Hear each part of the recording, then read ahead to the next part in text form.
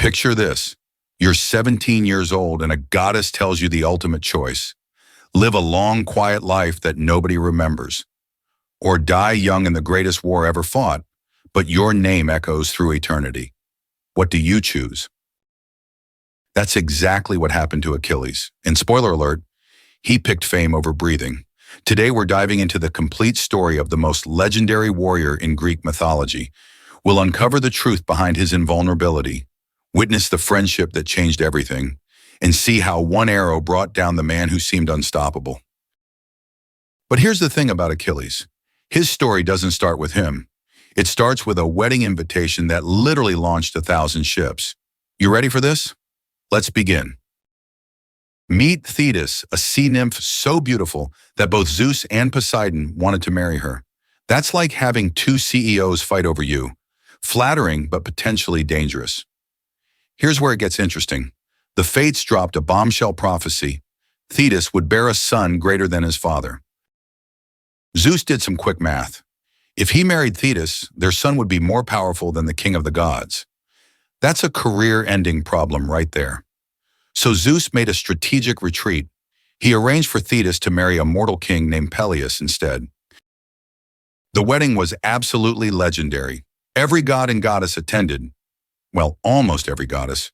They forgot to invite Eris, the goddess of discord. Big mistake. Eris showed up anyway and tossed a golden apple inscribed, "For the fairest," right into the party. Three goddesses immediately started fighting over it. Hera, Athena, and Aphrodite.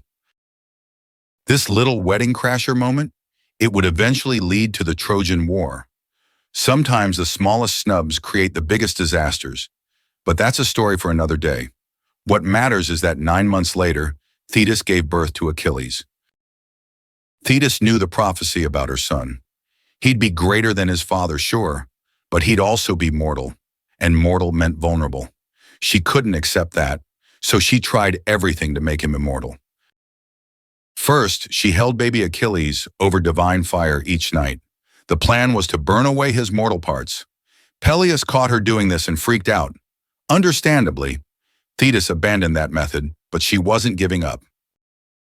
Then came the river Styx solution. This wasn't just any river. It was the boundary between earth and the underworld. Its waters could make someone invulnerable. Thetis grabbed baby Achilles by the heel and dipped him in completely. The magic worked perfectly. His entire body became invulnerable to weapons. Except for one tiny detail. The heel she held him by never touched the water. That spot remained completely human, completely vulnerable. It's like having the world's best security system, but forgetting to lock the back door. Thetis kept this secret from everyone, including Achilles himself. She figured what he didn't know couldn't hurt him. Famous last words, right? As Achilles grew up, his invulnerability became obvious. Swords bounced off him. Arrows couldn't pierce his skin. Spears shattered against his body. He was basically a walking tank in ancient Greece. Training became a joke. No one could hurt him. But then came another prophecy. This one was specific and terrifying. Achilles would die young at Troy if he went to war there. The alternative, stay home, live a long life, but fade into obscurity. Thetis heard this and panicked. She disguised Achilles as a girl and hid him on the island of Skyros. The plan was simple. If he couldn't be found, he couldn't be recruited for the war. Achilles lived among the king's daughters, learning their customs and trying to blend in. It might sound ridiculous, but remember, this was his mother's desperate attempt to save his life. She'd rather have a living son in a dress than a dead hero in armor. Can't blame her logic there. Meanwhile, the Trojan War was brewing. Paris had stolen Helen from Sparta, and the Greeks were assembling the largest army ever seen. But their seers delivered bad news. They couldn't win without Achilles. Enter Odysseus, the master of clever plans. He suspected Achilles was hiding on Skyros, so he devised a test. Odysseus arrived at the palace disguised as a merchant. He spread beautiful fabrics and jewelry before the king's daughters. Hidden among the pretty things were a shield and a spear. All the girls grabbed the jewelry and silks, all except one girl who immediately went for the weapons. That's when Odysseus knew he'd found his warrior. You can dress up Achilles, but you can't hide his fighting instincts. The jig was up. Achilles revealed himself, and Odysseus explained the situation. The war needed him. Glory awaited him. And here's the kicker. Odysseus probably mentioned that prophecy about choosing between a long life and eternal fame. Achilles made his choice right there. He'd rather burn bright and die young than live long and be forgotten. It's the ultimate risk-reward decision, and Achilles chose maximum risk for maximum reward. The Greek fleet assembled at Aulis, over 1,000 ships carrying the greatest warriors of the age. Achilles brought his own contingent, the Myrmidons, his father's elite soldiers. These weren't just any fighters. They were fiercely loyal to Achilles personally. But the most important person Achilles brought wasn't a soldier at all. It was Patroclus, his closest companion since childhood. Some say they were cousins, others say just friends. What matters is their bond was unbreakable. Patroclus was the one person who could calm Achilles' legendary temper. This relationship would become the emotional center of the entire war. Achilles was the greatest warrior, but Patroclus was his humanity. Remember this. It becomes crucial later. The fleet finally sailed for Troy. Achilles was 18 years old, invulnerable, and ready to claim his place in legend. He had no idea that his greatest enemy wouldn't be Hector or Paris or any Trojan warrior. His greatest enemy would be his own rage, and that rage was about to be tested in ways he never imagined. Want to know how the greatest warrior in mythology got outmaneuvered by his own king? How a simple argument nearly lost the entire war? Keep watching, because Achilles' fury was just getting started, and what happens next will shock you. The siege of Troy wasn't going to be quick. The city had walls that seemed to touch the sky. Inside lived the greatest warriors of the ancient world. But the Greeks had something special. They had Achilles. His first major test came against Cycnus, son of Poseidon. Here's the twist. Cycnus was also invulnerable to weapons. It was like watching two superheroes duke it out. Swords bounced off both fighters. Spears shattered on impact. The battle looked like it might go on forever. But Achilles was smarter than people gave him credit for. If weapons couldn't penetrate Cycnus's skin, he'd find another way. Achilles grabbed his opponent and strangled him with his own helmet straps. Sometimes the simplest solutions are the most effective. Word spread fast. The invulnerable Greek had defeated the invulnerable Trojan. Achilles' reputation skyrocketed. Enemy warriors started avoiding him on the battlefield. Can't blame them. Who wants to fight someone you literally can't hurt? Thetis, watching her son's growing fame, decided he needed proper equipment. She convinced Hephaestus, the divine blacksmith, to craft special armor. This wasn't just protection, it was a masterpiece. The shield alone showed the entire world in intricate detail. The armor gleamed like captured starlight. Achilles became unstoppable. He led raid after raid along the Trojan coast. 12 cities fell to his sword. The Myrmidons followed him everywhere, inspired by his seemingly impossible victories. But here's what made Achilles truly dangerous. It wasn't just his invulnerability, it was his rage. 9 years into the siege, the Greeks captured two beautiful women, Chryseis and Briseis. King Agamemnon, leader of the expedition, claimed Chryseis. Achilles received Briseis. Both women became war prizes, which sounds horrible to us but was standard practice back then. Then Chryseis' father showed up. He was a priest of Apollo, and he wanted his daughter back. He offered a massive ransom. Every Greek leader except Agamemnon thought it was a great deal, but Agamemnon refused. Big mistake. Apollo sent a plague that devastated the Greek camp. Soldiers dropped like flies. The army was literally dying. Finally, the seer Calchas revealed the truth. Apollo was furious about Chryseis. She had to be returned immediately. Agamemnon threw a royal tantrum. Fine, he'd give back Chryseis. But he wanted compensation. His solution? Take Briseis from Achilles. After all, kings outrank warriors, right? Wrong move. Achilles exploded with fury. You want my prize? Take it. "But I'm done fighting your war." He stormed back to his ships and refused to participate in any more battles. The Greeks just lost their best warrior over a petty squabble. Thetis appeared to comfort her son.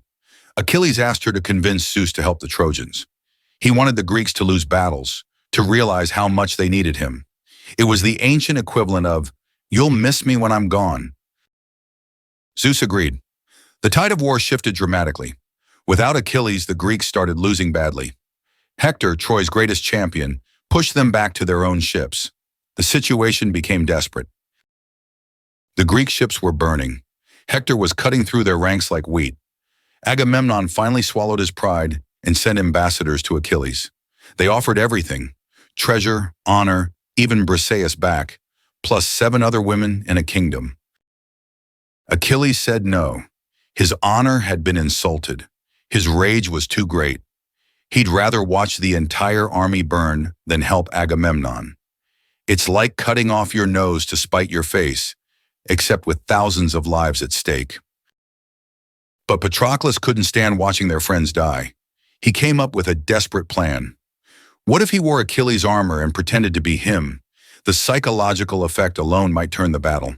The Trojans would see Achilles and panic. Initially, Achilles refused. Too dangerous. But as the screams from the battlefield grew louder, he weakened. Finally, he agreed, but with strict conditions.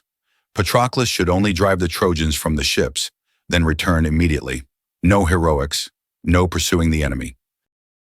Patroclus put on the divine armor and led the Myrmidons into battle. The plan worked perfectly at first. The Trojans saw the gleaming armor and thought Achilles had returned. They retreated in terror. The Greek ships were saved. But Patroclus got caught up in the moment. Victory felt incredible. Instead of returning as promised, he pressed the attack. He drove the Trojans all the way back to Troy's walls. He was winning the war single-handedly. That's when he encountered Hector. The Trojan prince realized this wasn't really Achilles. The fighting style was different, less refined. After a fierce duel, Hector's spear found its mark. Patroclus fell, the divine armor stripped from his body. The news hit Achilles like a physical blow. His best friend was dead. The man who'd been his constant companion since childhood was gone forever. Achilles' grief was so intense that his mother heard his screams from the depths of the ocean. Thetis appeared immediately, knowing her son's fate was now sealed. If Achilles returned to battle to avenge Patroclus, he would die soon after killing Hector. The prophecy was clear, but Achilles didn't care anymore. Revenge mattered more than life. The problem was his armor. Hector had taken it from Patroclus's body. So Thetis made another trip to Hephaestus. She commissioned new armor, even more magnificent than the first set. The shield was a work of art showing the entire cosmos. The helmet blazed like fire. When Achilles emerged from his tent wearing the new armor, the entire battlefield fell silent.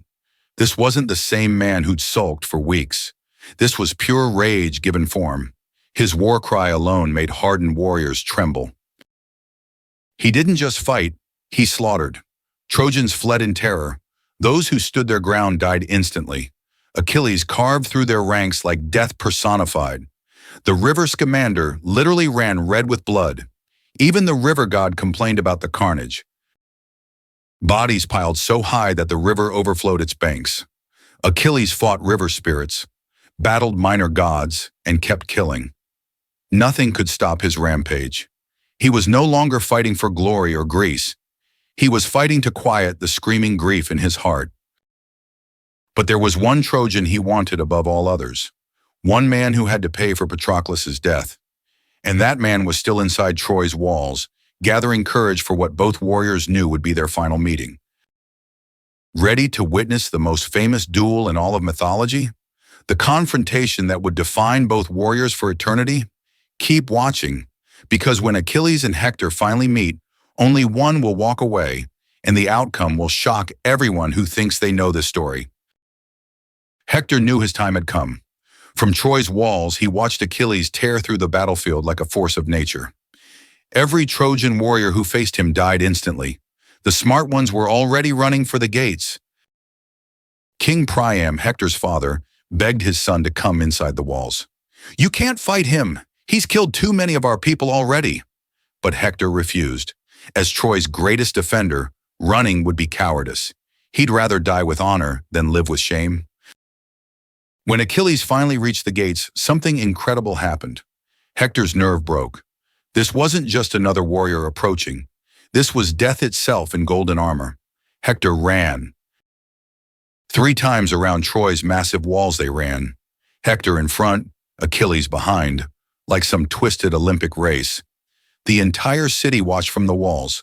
The Greek army followed below. It was the chase of the century, and everyone knew how it had to end. Finally, Athena intervened. She disguised herself as Hector's brother and convinced him to stop running. "Let's face him together," she said. Hector, thinking he had backup, finally turned to fight. When he looked for his brother's support, nobody was there. The gods had abandoned him. The duel was brutal but brief. Hector threw his spear first. It struck Achilles' shield and bounced off harmlessly. Hector reached for a backup weapon. There wasn't one. Achilles smiled coldly and aimed for the one gap in Hector's armor, right at the throat. The spear found its mark. Hector fell, and with him fell Troy's last hope. But Achilles wasn't done. In his rage, he tied Hector's body to his chariot and dragged it around the city walls, the ultimate insult to a fallen enemy. For 12 days, Achilles desecrated Hector's corpse. He dragged it around Patroclus' tomb daily, trying to ease his grief through cruelty. But the gods were disgusted. Even in war, some lines shouldn't be crossed. Finally, Zeus intervened. He sent Hermes to guide old King Priam secretly into the Greek camp. Picture this: the king of Troy, alone and defenseless, entering his enemy's tent to beg for his son's body.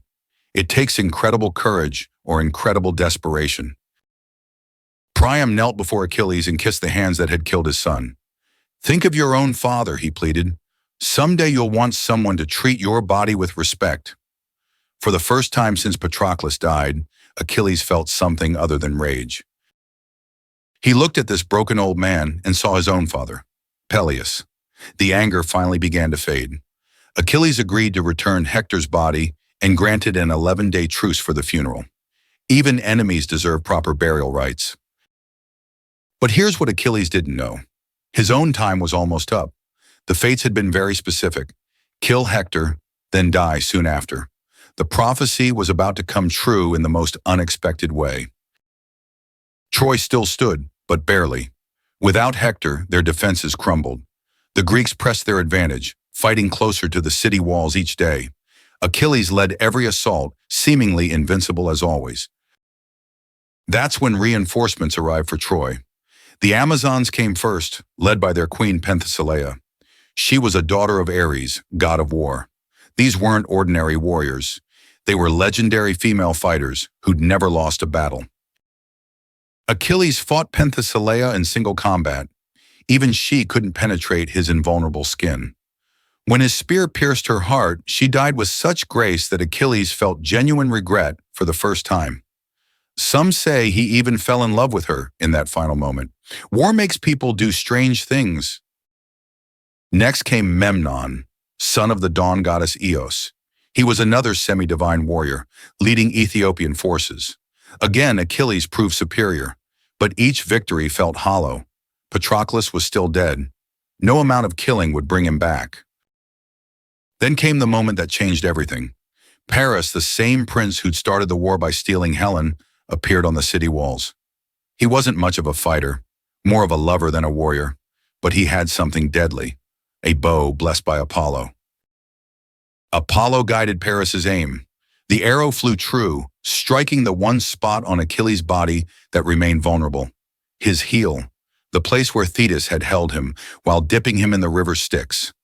After all these years, that tiny oversight finally mattered. The arrow pierced straight through. Achilles felt something he'd never experienced before, genuine pain from a weapon. He looked down in shock as blood flowed from the wound. For the first time in his life, he was truly mortal. The greatest warrior in Greek mythology fell to his knees, not from a sword thrust by Hector, not from a spear thrown by some legendary hero, from a lucky shot by Paris, the least martial of all Trojans. Sometimes fate has a twisted sense of humor.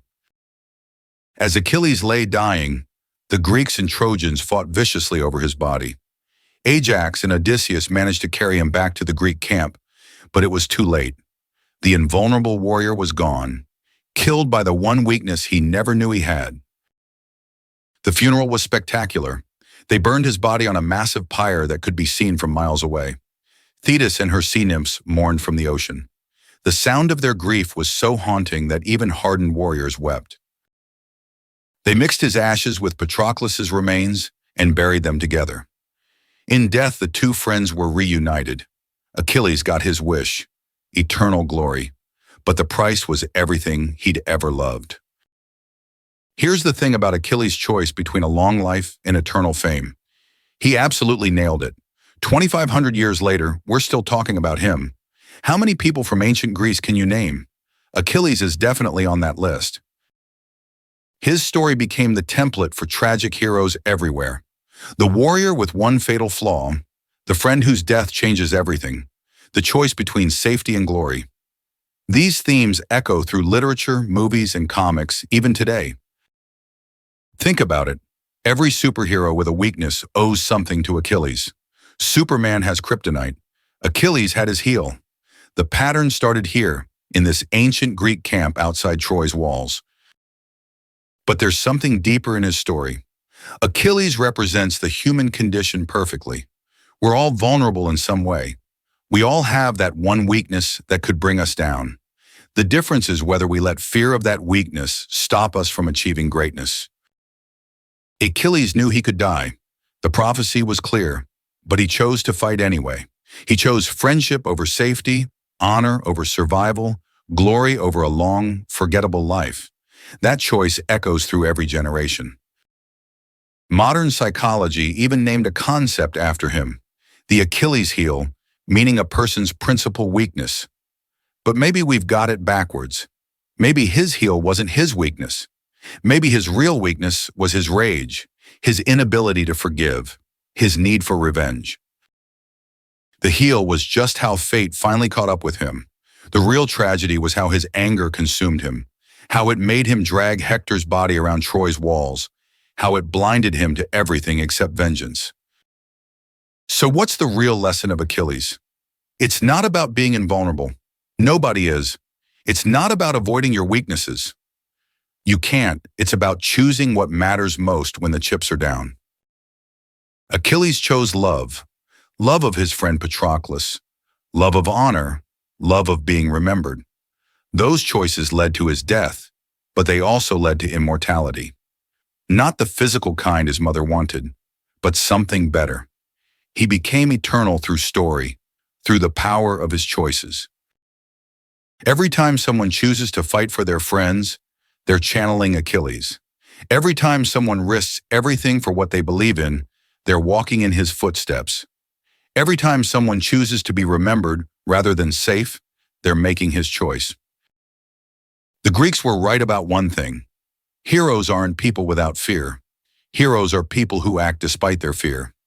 Achilles was terrified of being forgotten, so he chose a path that guaranteed he'd be remembered forever. Mission accomplished. From a tent outside Troy to Hollywood blockbusters, from ancient poetry to modern psychology, Achilles lives on. He got exactly what he bargained for, eternal glory in exchange for a short life. And that, my friends, is the full story of Achilles, the warrior who chose fame over breathing, friendship over safety, and immortal legend over a long, quiet life. He may have died young, but his story will never die. What do you think?